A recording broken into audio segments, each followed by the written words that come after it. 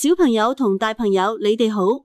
今日福音講到，有一日耶穌見到好多人跟住佢，就上咗一座山，坐低落嚟教佢哋。耶穌話：貧窮、溫柔、肯為人受苦、心地清潔、為正義而努力嘅人係有福嘅。就算你哋因為做好事，因為信天主而俾人笑、俾人欺負，都唔使驚，因為天主睇到，天國已經為你哋準備好啦。哇，小朋友，呢段福音好特別呀，因為耶穌冇話叻嘅人先有福，佢反而話肯關心人嘅、心地善良嘅、肯為做好事而忍耐嘅，呢啲人喺天主眼中好寶貴。耶穌想話俾我哋知，就算你唔係最叻，唔係最有錢，只要你有一顆愛人、信天主嘅心，你已經係一個有福嘅人啦。小朋友，我哋可以諗下，當朋友唔開心，我有冇安慰佢？當我被誤會，我有冇選擇溫柔？當我做啱嘅事，